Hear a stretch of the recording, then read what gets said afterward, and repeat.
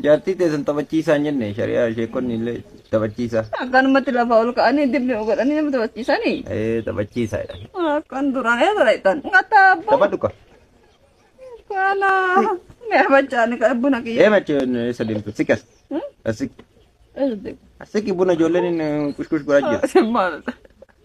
Mee gatte muna. Na aja jaarsin biraati. Akkana na dhungatanii silaan daaratti rabbi jedhati namni nama argaa. Deemgalli namni maal godhaa?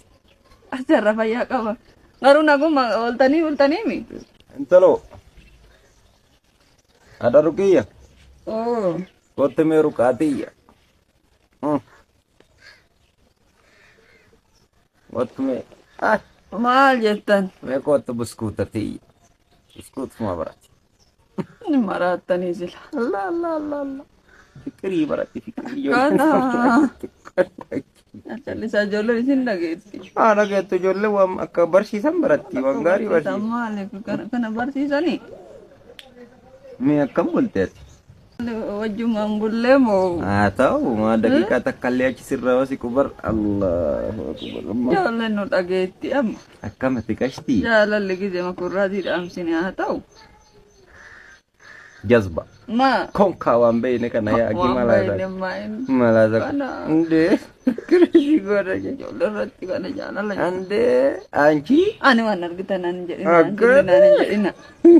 Mala soddati? Haadha soddaatitti. Yoo taate soddaan sun maali? Maal dalaga?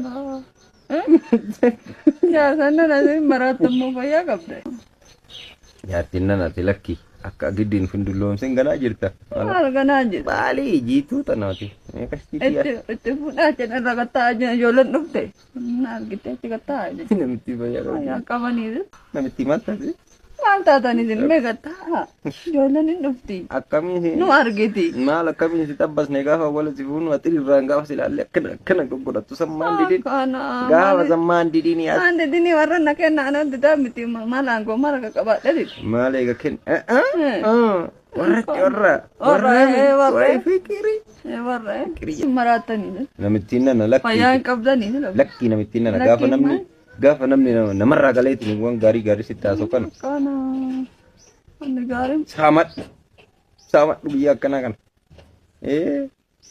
Akkana. Fayyaa qabanii. Fayyaa qabdanii. Dukaana toloomiin daraareera. Si fudheen bada jedhee. Koora martii dhonkuraa sirbi akka gaafa duraa.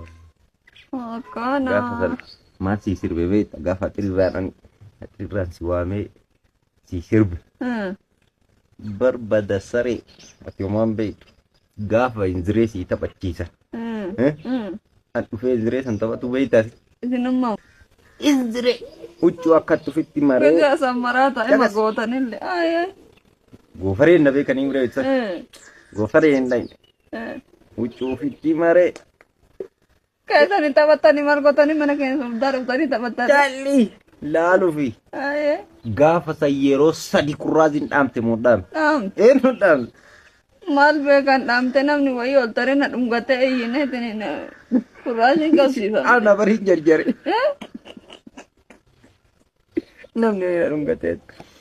Wayyaa qabdanii sinna. Maani mina mistira kana gooftu godhasitanii siniin teettan. Maal dhungoo qofa mataa qabee sin argifne.